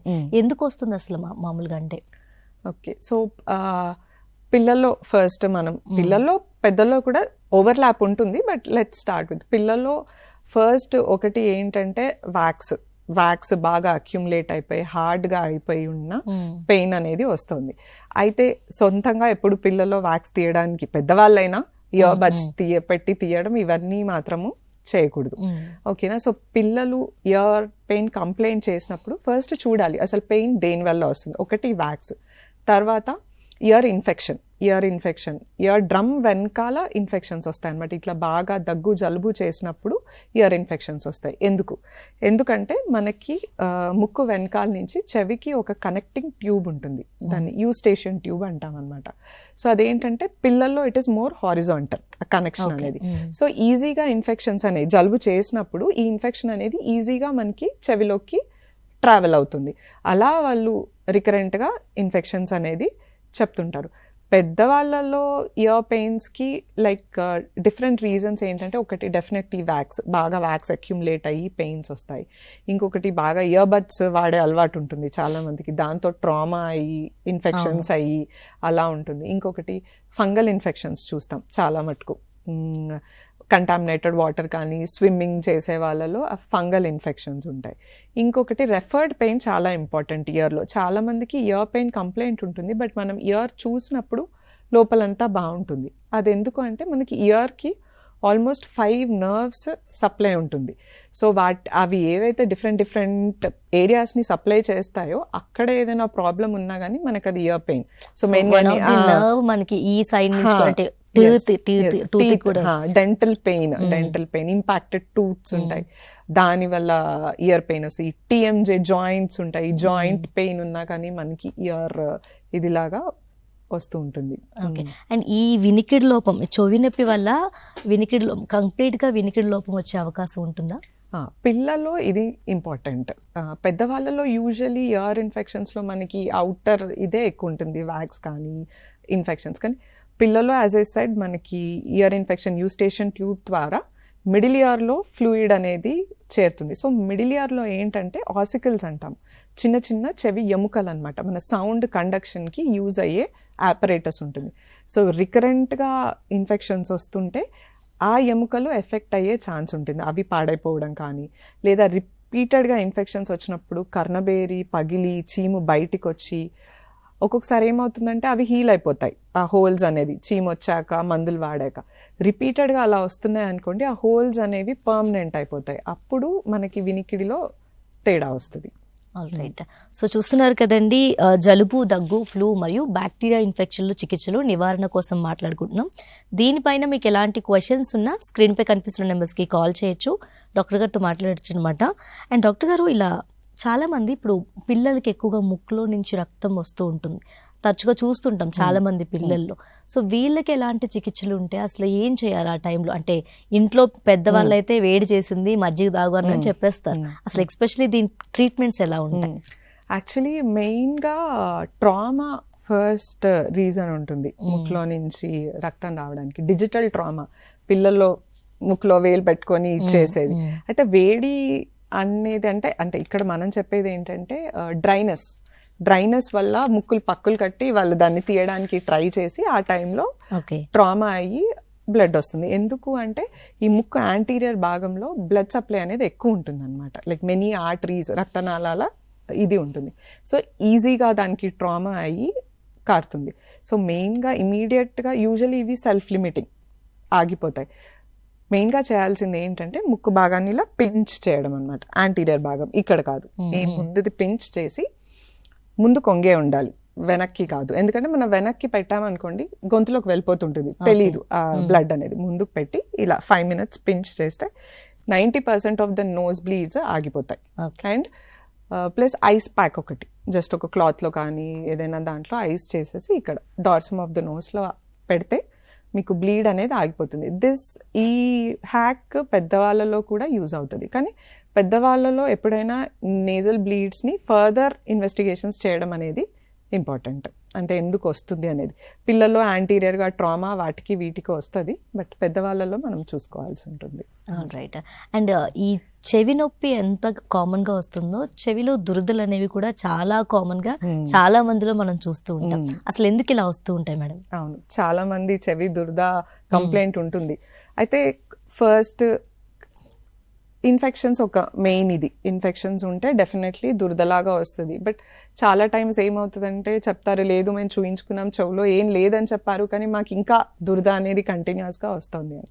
సో ఒకటి డ్రైనెస్, మనకి ఎలా అయితే స్కిన్ డ్రైనెస్, కొంతమందికి డ్రై స్కిన్ ఉంటుందో అట్లానే even the year skin dry అవుతుంది. సో ఆ డ్రై స్కిన్ వల్ల వాళ్ళకి ఆ డ్రైనెస్ వల్ల ఆ ఇచ్చింగ్ లాగా వస్తుంది. సో కొంతమంది ఎగ్జిమాట్ స్కిన్, బాగా డ్రై ఉండే స్కిన్, అట్లాంటి వాళ్ళలో కూడా ఆ డ్రై ఫ్లేకీ స్కిన్ వల్ల. ఇంకొకటి వ్యాక్స్, ఒక రకమైన ఫ్లేకీ వ్యాక్స్ ఉంటుంది కొంతమందికి, అది చాలామందికి ఇరిటేషన్ తెప్పిస్తుంది, దానివల్ల అవుతుంది అనమాట. సో ఫ్లేకీ వ్యాక్స్ ఇట్లా ఉంటే ఎస్, ఆ వ్యాక్స్ని క్లియర్ చేసుకుంటే ఇమీడియట్ రిలీఫ్ ఉంటుంది చాలామందికి. బట్ ఇంట్లో తీసుకోవడానికి అయితే ట్రై చేయొద్దు. మెనీ ఆ టైమ్స్ ఇయర్ బడ్స్ తోటి ట్రామా అయ్యి అది లోపల వరకు వెళ్ళి కర్ణబేరి డ్యామేజ్ అయిన వాళ్ళు కూడా ఉన్నారు. సో ప్రొఫెషనల్ హెల్ప్, డాక్టర్ దగ్గరికి వెళ్ళి వ్యాక్స్ ఉందో చూయించుకొని క్లీన్ చేయించుకోవడం అనేది. అంటే ఇది ఎంత ఫ్రీక్వెంట్గా చేయించుకుంటూ ఉండాలి మేడం? కొంతమందికి అక్యుములేషన్ బాగా అవుతుంది. సో వాళ్ళు జస్ట్ 6 monthsకి ఒకసారి చూయించుకుంటే అర్థమైపోతుంది. 6 monthsకి ఒకసారి అక్యుములేట్ అయితే తీయించుకోవచ్చు, లేదు 6 monthsకి ఒకసారి అవ్వట్లేదు, ఇయర్లీ వన్స్, ఐ థింక్ ఒక బేస్ లైన్గా ఇయర్లీ వన్స్ ఒకసారి చూయించుకుంటే సరిపోతుంది. డ్రై స్కిన్కి యాక్చువల్లీ ఒక హ్యాక్, ఆలివ్ ఆయిల్ హెల్ప్స్. అంటే ఇన్ఫెక్షన్స్ ఏం లేవు అని చెప్పారు మీ డాక్టర్, మీకు ఇన్ఫెక్షన్స్ లేవు, ఏది లేదు, వ్యాక్స్ లేదు, అంతా క్లీన్ ఉంది, స్టిల్ మీకు దురద వస్తుంది అంటే 1 drop of uncontaminated oil every 5 daysకి 6 daysకి ఒకసారి వేసుకుంటే ఆ దురద అనేది ఎలాగో ఆలివ్ ఆయిల్ కోసం మాట్లాడారు కాబట్టి చాలా మంది దగ్గర నేను విన్నాను ఈ గార్లిక్ ఆయిల్ కూడా వేస్తూ ఉంటారు, అది ఎంతవరకు కరెక్ట్ అసలు? కరెక్ట్ అయితే కాదు. అంటే గార్లిక్లో సమ్ యాంటీ ఇన్ఫ్లమేటరీ ప్రాపర్టీస్ ఉన్నాయి అని చెప్పి వేస్తారు. కానీ ఇప్పుడు ఏమవుతుందంటే పెయిన్ ఎందుకు వచ్చింది అనేది మనకు తెలియదు. అందులో ఫంగల్ ఇన్ఫెక్షన్ ఉండొచ్చు, లేదా ఆల్రెడీ ఇయర్ డ్రమ్కి హోల్ పడి ఉండొచ్చు. అలాంటి టైంలో మనం గార్లిక్ ఆయిల్ అవి వేస్తే so it will aggravate the disease. So doctor గారు మీకు కంప్లీట్లీ బాగుంది, లోపల ఏం లేదు అని చెప్పినప్పుడు మాత్రమే హోమ్ రెమెడీస్కి we should go. Okay. And ఎలాగో మీరు ఇయర్ బడ్స్ కోసం మాట్లాడారు కాబట్టి కొంచెం క్లుప్తంగా చెప్పండి. మామూలుగా డాక్టర్స్ చెప్తేనే ఎక్కువగా వింటారు మా వాళ్ళు, సో వాళ్ళ కోసం అసలు దానివల్ల జరిగే ప్రాబ్లమ్స్ ఏంటి? సో మెయిన్గా ఏంటంటే చాలా వ్యాక్స్ ఉన్నప్పుడు మనం ఇయర్ బడ్ పెట్టినప్పుడు అదేం చేస్తుందంటే దాన్ని ఇంకా లోపలికి పుష్ చేసేస్తుంది. ఆ వ్యాక్స్ అంతా లోపలికి పుష్ చేసేసి అదొక క్లోజ్డ్ స్పేస్, అంటే బ్యాక్టీరియా అంతా పెరగడానికి మంచి ఎన్వైరన్మెంట్ని క్రియేట్ చేస్తుంది. ఇంకొకటి అగ్రెసివ్గా ఇది చేసినప్పుడు ఏంటంటే మైక్రో ట్రామా, స్కిన్కి ట్రామా అయ్యి బ్యాక్టీరియా అదంతా లోపలికి వెళ్ళి ఇన్ఫెక్షన్స్ వస్తాయి. ఒక్కొక్కసారి ఇయర్ డ్రమ్స్ స్ట్రైట్గా వెళ్ళిపోయి ఇయర్ డ్రమ్ని పియర్స్ చేసి ఇయర్ డ్రమ్ ఇదైపోయి హీల్ అవ్వక తర్వాత సర్జరీ చేయించుకోవాల్సి వచ్చిన పరిస్థితి కూడా వస్తుంది. కాబట్టి ear buds are absolutely no. నేను చూసాను చిన్నపిల్లల కోసం అని సెపరేట్ సన్న ఇయర్ బడ్స్ కూడా చూసాను, baby ear buds. Baby ear buds definitely never use ear buds. పిల్లలో లేదు వాటర్ వెళ్ళాయి మనం క్లీన్ చేయాలి అని అనుకుంటే towel, soft end of towel తీసుకొని జస్ట్ ఆ వాటర్ని మాపప్ చేయాలి అంతే. అండ్ ఇయర్ బడ్ కంపల్సరీ అంటే ఓన్లీ దిస్ అవుటర్ పార్ట్ మనకు కనిపించేంత వరకే క్లీన్ చేసుకోవడానికి. యాక్చువల్లీ దాని మీద వార్నింగ్ కూడా ఉంటుంది అనుకుంటా, లోపలికి పెట్టకూడదు అని, but nobody sees that. And అలాగే తరచుగా టాన్సిల్స్తో బాగా ఎక్కువ మంది బాధపడుతూ ఉంటారు. వీళ్ళకి అంటే ఇన్ఫెక్షన్కి గురైతే ఎలాంటి ట్రీట్మెంట్ ఉంటుంది వీళ్ళు? ఓకే, సో టాన్సిల్స్ అనేవి లింఫాయిడ్ ఆర్గన్స్, మన అడినాయిడ్స్ లాగానే ఇవి గొంతులో వస్తాయన్నమాట. సో పిల్లల్లో చాలా ఫ్రీక్వెంట్గా చూస్తుంటాం ఈ ఇన్ఫెక్షన్స్. అయితే కోల్డ్, ఈ మనం ముందు మాట్లాడుకున్న మామూలు వైరల్ కోల్డ్స్లో అండ్ ఫ్లూ టైంలో కూడా టాన్సిల్స్కి ఇన్ఫెక్షన్ వస్తుంది కొంచెం కంజెషన్, వైరల్ టాన్సిలైటిస్ అంటాం. అప్పుడు ఏంటంటే మైల్డ్ పెయిన్ ఉంటుంది అండ్ విత్ ఇన్ టైం తగ్గిపోతుంది. బట్ రికరెంట్గా బ్యాక్టీరియల్ ఇన్ఫెక్షన్స్ వస్తాయి, చాలా సివియర్. అంటే వేరే సిమ్టమ్స్ ఉండవు, కోల్డ్ సిమ్టమ్స్ ఉండవు, ఇదేమి ఉండవు, only throat pain, severe throat pain with fever వస్తుంది పిల్లలు. స్టమక్ పెయిన్ కంప్లైంట్ చేస్తారు. అండ్ టాన్సిల్స్ చూసినప్పుడు చాలా పెద్దగా అయ్యి వాటి మీద ఇట్లా వైట్ రెసిడ్యూ లాగా పస్లాగా ఫామ్ అవుతుంది. సో ఇవి యాక్చువల్ బ్యాక్టీరియల్ టాన్సిలైటిస్ అనమాట. ఇవేంటంటే వీటి treatment antibiotics, definitely 1 week antibiotics వాడాల్సి ఉంటుంది. అది డాక్టర్ చూసి ఇది మీకు బ్యాక్టీరియల్ టాన్సిలైటిస్ అని చెప్పినప్పుడు అది మీరు తీసుకోవాల్సి ఉంటుంది. అండ్ రికరెంట్గా వస్తున్నాయి అంటే ఒక సంవత్సరంలో 7 times కంటే ఎక్కువ పిల్లలు టాన్సిలైటిస్తో బాధపడుతున్నారు, లేదా 2 yearsలో 5 times కంటే ఎక్కువ, ఇట్లాంటి గైడ్ లైన్స్ ఉంటాయి. అప్పుడు మీరు సర్జరీ గురించి ఆలోచించాల్సి ఉంటుంది. But other than that once or twice ఒక ఇయర్లో వస్తున్నాయి అంటే టాబ్లెట్స్ సరిపోతాయి టాన్సిల్స్కి. అండ్ చాలా మందికి ఈ కోల్డ్ చేసినప్పుడు లేదా కాఫ్ వచ్చినప్పుడు ఈ ముక్కు బ్లాక్ అయిపోవడం జరుగుతుంటుంది ఎక్కువగా. అండ్ ఎస్పెషల్లీ ఫర్ వింటర్స్ ఎక్కువగా చూస్తూ ఉంటాం. ఎందుకు అలా జరుగుతుంటుంది మేడం? అంటే ఒకటి ఏంటంటే ముక్కు బ్లాక్ అవ్వడం లైక్ ఓన్లీ డ్యూరింగ్ కోల్డ్ వస్తే yes it is part and parcel of that viral infection. ఆ వైరల్ ఇన్ఫెక్షన్ వల్ల ఆ మ్యూకోజా ఏదైతే ఉందో అది స్వెల్ అయిపోయి ఉంటుంది కాబట్టి బ్లాక్ అవుతుంది. అలా కాకుండా కొంతమందికి ఒక బేస్ లైన్గా ఎప్పుడూ బ్లాక్స్ ఉంటాయి, ఏదో ఒక వైపు బ్లాక్ అవుతుంది అండ్ జలుబు వచ్చినప్పుడు ఇంకా కంప్లీట్గా బ్లాక్ అవుతుందని చెప్తారు. అలాంటి వాళ్ళలో ఏంటంటే ముక్కు దూలం అనేది మనకి నేజల్ సెప్టమ్ అంటాం, మన ముక్కుని 2 parts లాగా డివైడ్ చేసేది, రైట్ లెఫ్ట్. సో అది కొంతమందికి వంకరగా ఉంటుంది అనమాట. అలా వంకరగా ఉండడం వల్ల ఆ నోస్ బ్లాక్ అనేది ఉంటుంది. సో వాళ్ళకి ఏంటంటే జలుబు చేసినప్పుడు ఆ బ్లాక్ అనేది ఇంకా ఎక్కువగా దే పర్సీవ్ ఇట్, ఎక్కువగా ఉంటుందన్నమాట.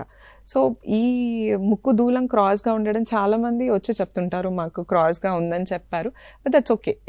70 to 80% ఆఫ్ ది పాపులేషన్లో క్రాస్గా ఉంటుంది, అందరికీ స్ట్రైట్గా ఏమీ ఉండదు. బట్ దానివల్ల మనకి ఎంత ఇబ్బంది అవుతుందన్న దాన్ని బట్టే మనం ట్రీట్మెంట్, నేజల్ స్ప్రేస్ కానీ what ever it is use చేస్తాం. ఇబ్బంది లేదు, జస్ట్ చూసినప్పుడే క్రాస్గా ఉందని చెప్పారు, దానికి ఎటువంటి ట్రీట్మెంట్ అవసరం లేదు. బట్ ఇబ్బంది అవుతుంది, నైట్ పడుకోవడానికి కొంతమంది ఇబ్బంది పడతారు, బ్రీదింగ్కి ఇబ్బంది పడతారు, కొంచెం మెట్లు ఎక్కినా మాకు బ్రీత్ అందదు అని చెప్తారు. అట్లాంటి వాటిలలో మనం ట్రీట్మెంట్ ఆప్షన్స్ గురించి డిస్కస్ చేసుకోవాల్సి ఉంటుంది. ఓకే. అండ్ యూజువల్గా ఇంతకు ముందు నుంచి స్టార్టింగ్ నుంచి మనం మాట్లాడుకున్నాం, ఈ గురక అనేది చాలా ఎక్కువగా అందరికీ వస్తూ ఉంటుంది, పెద్దవాళ్ళకి కావచ్చు, చిన్నపిల్లలకి ఒక ఏజ్ తర్వాత స్టార్ట్ అవుతూ ఉంటుంది. ఎందుకు అసలు దీనికి కారణాలు ఏంటి? సో గురకకి ఒకటి ఇంట్రెస్టింగ్ ఏంటంటే చాలా మంది బాగా గురక పెట్టి బాగా గురక పెట్టి నిద్రపోతుంటే బాగా నిద్రపోతారు. But that is like the complete opposite. గురక ఉన్నప్పుడు వాళ్ళు బాగా నిద్రపోతున్నట్టు కాదనమాట. సో ఏంటంటే గురక సౌండ్ అనేది విజిల్, ఇప్పుడు మనం ఒక నారో స్పేస్ నుంచి గాలి వెళ్ళినప్పుడు సౌండ్ వస్తుంది. సో మన ఎయిర్వే, ముక్కు నుంచి గాలి ఎక్కడ మనకి నారోయింగ్ ఉంటే అప్పుడు గురక అనేది వస్తుంది. So it can start with your నోస్లో మనం ఇందాక మాట్లాడుకున్నప్పుడు ముక్కు దూలం ఏదైతే క్రాస్ ఉందో దానివల్ల వస్తుంది. కొంతమందిలో టర్బినేట్స్ పెద్దగా ఉంటాయి, మాకు కండ పెరిగింది, ముక్కులో కండ పెరిగింది అని చెప్పారు అంటారు, అవి పెద్దగా ఉండడం వల్ల వస్తుంది. కొంతమందికి బల్కీ టంగ్ ఉంటుంది, నాలుక అనేది పెద్దగా ఉంటుంది, అండ్ పెద్ద పెద్ద టాన్సిల్స్ ఉంటాయి గొంతులో. ఇవన్నీ ఉన్నప్పుడు ఏంటంటే ఇట్ కాజెస్ ఒబ్స్ట్రక్షన్, గాలి ఫ్రీగా వెళ్లకుండా ఉండడానికి ఉండి దానివల్ల మనకి సౌండ్ వస్తుంది. అయితే పార్షల్ ఒబ్స్ట్రక్షన్ ఉన్నప్పుడు స్నోరింగ్ ఉంటుంది, కంప్లీట్ ఒబ్స్ట్రక్షన్ అంటాం, ఒబ్స్ట్రక్టివ్ స్లీప్ యాప్నియా అంటాం. కొంతమందికి ఏంటంటే గురక ఒక క్రిసెండో లాగా వెళ్ళిపోయి ఇలా ఊపి ఆగిపోతుంది, ఒక సైలెంట్ పీరియడ్ వచ్చి మళ్ళీ స్టార్ట్ చేస్తారనమాట. సో అది డెఫినెట్లీ దాన్ని మాత్రం ఇగ్నోర్ చేయొద్దు. ఐ థింక్ రీసెంట్గా ఒక మూవీ కూడా వచ్చింది అనుకుంటా, I don't know if you have seen, గురక వల్ల ఒక ఫ్యామిలీలో ఎన్ని ప్రాబ్లమ్స్ వస్తాయి అనేది. సో గురక అనేది డెఫినెట్లీ మనము ఇగ్నోర్ చేయాల్సిన ప్రాబ్లం అయితే కాదు. ఎందుకంటే ఇలా జరిగినప్పుడు ఏమవుతుందంటే ఆక్సిజన్ సాచురేషన్స్ అనేవి పడిపోతూ ఉంటాయి and that stresses your heart. ఇది సో దానివల్ల ఏంటంటే మెటబాలిక్ సిండ్రోమ్ అంటాం, దాని తర్వాత యంగ్ ఏజ్లోనే బీపీ రావడము, డయాబెటీస్ రావడము, ఇట్లాంటివన్నీ స్టార్ట్ అవుతాయి. క్వాలిటీ ఆఫ్ స్లీప్ ఉండదు, పడుకున్నట్టే ఉంటారు బట్ పొద్దున్నే లేచాక వాళ్ళకి ఫ్రెష్నెస్ ఉండదు. 10 hours పడుకున్నారు, 8 hours 9 hours అయినా కానీ పొద్దున్న లేవగానే వాళ్ళకి ఆ ఫ్రెష్నెస్ ఉండదు. కొంతమంది ఎక్కడ కూర్చుంటే అక్కడ నిద్రపోతుంటారు, మాట్లాడుతూ నిద్రపోతుంటారు. సో ఇట్లాంటిది చాలా డేంజరస్ అనమాట. సో కంపల్సరీ పిల్లల్లో కానీ పెద్దల్లో కానీ స్నోరింగ్ని మాత్రం మనం ఇగ్నోర్ చేయదు. ఎందుకు వస్తుంది అనేది మాత్రం ఇవాల్యుయేట్ చేయాలి. ఓకే. అండ్ ఈ గురకకి పర్టికులర్ ట్రీట్మెంట్స్ ఏమన్నా ఉన్నాయి మేడం? గురకకి సో మనం అనుకున్నట్టు గురక ఒక్క కారణం వల్ల వచ్చేది కాదు. డిఫరెంట్ లెవెల్స్లో మనకి ఒబ్స్ట్రక్షన్ కాబట్టి ముందు ఇవాల్యుయేట్ చేసి అసలు దేని వల్ల వస్తుంది, ఏ లెవెల్లో ఒబ్స్ట్రక్షన్ ఉండడం వల్ల వస్తుంది అని చూసి దాని ప్రకారం మనం దేనికి ట్రీట్మెంట్ ఇవ్వాలి. ఇప్పుడు ముక్కు దూలం క్రాస్గా ఉంది, కండలు పెద్దగా ఉన్నాయి, దానివల్ల అంటే ముక్కుకి సర్జరీలు ఉంటాయి. లేదు టంగ్ పెద్దగా ఉంది, లేకపోతే టాన్సిల్స్ పెద్దగా ఉన్నాయి, ఇట్లాంటి వాటికి UPPP సర్జరీ అనే ఒకటి చేస్తాము. కొంతమందికి అన్ని సర్జరీస్ చేశాక కూడా ఫిజియలాజికల్గా ఎయిర్వే కొలాప్స్ ఉంటుందన్నమాట. ఇన్ని చేశాక కూడా వాళ్ళకి రిలీవ్ అవ్వదు. దానికి CPAP అని ఒకటి ఉంటుంది, కంటిన్యూస్ పాజిటివ్ ఎయిర్వే ప్రెషర్ అని. అది ఒక ఆక్సిజన్ మాస్క్ లాగా అది కంటిన్యూస్గా ఆక్సిజన్ ఇస్తూ ఉంటుంది అనమాట. సో కానీ మందులు అయితే ఏవీ లేవు, స్నోరింగ్ తగ్గించడానికి మనం తీసుకోవాల్సిన మందులు అయితే ఏవీ లేవు. Okay, alright. And most common disease ఏంటంటే, అంటే చాలా మంది ఫీల్ అవుతూ ఉంటారు అది గొంతులో ఏదో అడ్డు పడుతుంది అని చెప్పి చాలా మంది డాక్టర్ని కన్సల్ట్ అవుతూ ఉంటారు. సో ఏంటి అది అసలు ఎక్స్పెక్ట్ అంటే మాకు పర్టికులర్గా తెలియదు అనమాట అది ఏంటనేది. అవును, దీన్ని గ్లోబస్ సెన్సేషన్ అంటాం. అంటే ఫస్ట్ మీకు అడ్డు పడుతుంది అంటే ముందైతే ఇవాల్యుయేషన్ చేయించుకోవాలి. అన్నీ చూస్తారు, గొంతు అంత క్లియర్ ఉన్నాక కూడా చాలా మంది కంప్లైంట్ ఉంటుంది, అంతా నార్మల్ ఉందని చెప్పారు బట్ మింగుతుంటే మాకు ఇంకా గొంతులో ఏదో ఉందని అనిపిస్తుంది. దీనికి ఒకటి మెయిన్గా ఉండేది రిఫ్లక్స్ అంటాం, GERD అంటే ఎసిడిటీతో లారింగోఫారింజల్ రిఫ్లక్స్ అంటాం. అయితే దీంట్లో కూడా 2 టైప్స్ ఉంటాయి. ఒకటేమో ఆబ్వియస్గా ఎసిడిటీ సిమ్టమ్స్తో పాటు ఉంటాయి. అంటే కొంతమంది ఆబ్వియస్గా చెప్తారు మాకు కడుపులో మంట చాలా ఉంటుంది, పుల్లటి తేన్పుల్లాగా వస్తాయి, తిన్న తర్వాత అన్కంఫర్టబుల్ ఫీలింగ్ ఉంటుంది. వాళ్ళలో ఆ గ్లోబస్ ఇది ఉంటుంది. సో వాళ్ళు చెప్తుంటారు మాకు. సో వాళ్ళలో ఏంటంటే మనకి ఆబ్వియస్గా తెలుస్తుంది ఓకే వీళ్ళకి ఎసిడిటీ వల్ల ఇలా అవుతుందని. ఇంకొంతమందిలో సైలెంట్ రిఫ్లక్స్ అంటాం, అంటే వాళ్ళకి ఎసిడిటీ కంప్లైంట్స్ ఏమీ ఉండవు, లేదు మాకు ఎసిడిటీ లేదు అని అంటారు బట్ స్టిల్ సైలెంట్ రిఫ్లక్స్ అంటాం అనమాట.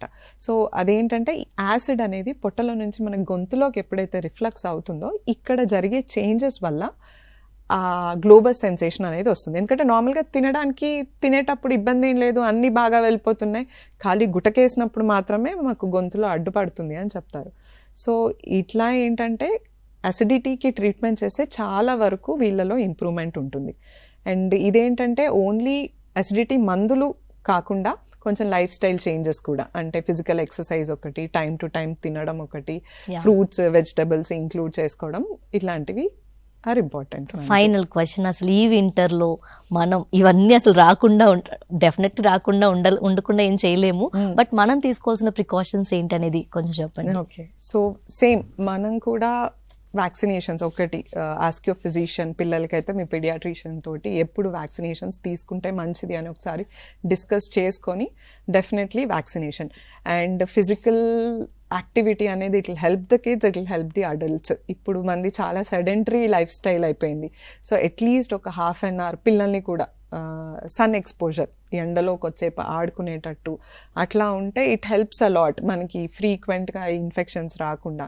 And same that personal hygiene practices ఇప్పటికీ చాలాసార్లు చెప్పాం because it is that important. ఇవన్నీ ప్రివెంట్ చేయడానికి ఈ ఫ్రీక్వెంట్ హ్యాండ్ వాషింగ్ కానీ, బయట నుంచి వచ్చినప్పుడు చేతులు కడుక్కోవడం కానీ, మాస్క్ కానీ, ఇప్పుడు అందరం మాస్క్ యూజ్ చేయడం మానేసాం but it is very important. Crowded ప్లేసెస్లో వెళ్ళినప్పుడు అట్లాంటి టైంలో మాస్క్ యూజ్ చేస్తే it will be very protective. ఎందుకంటే మెయిన్ స్ప్రెడ్ అదే కదా మనకి, డ్రాప్లెట్ ఇన్ఫెక్షన్ వల్ల ఇన్హేల్ చేస్తేనే వస్తాయి. కాబట్టి మాస్క్స్ పెట్టుకోవడం అనేది అండ్ హెల్దీ డైట్ తినడం అనేది హెల్ప్ఫుల్ అవుతుంది. Thank you ma'am, thank you so much, చాలా చక్కగా వివరించారు. Thank you. సో చూసారు కదా, అండ్ వింటర్కి మనం తీసుకున్న ప్రికాషన్స్ అండ్ అలాగే అండ్ వింటర్లో వచ్చే డిసీజెస్ కోసం మేడం చాలా చక్కగా వివరించారు. సో ఇదన్నమాట ఇవాళ ఆరోగ్య మిత్ర. నమస్తే.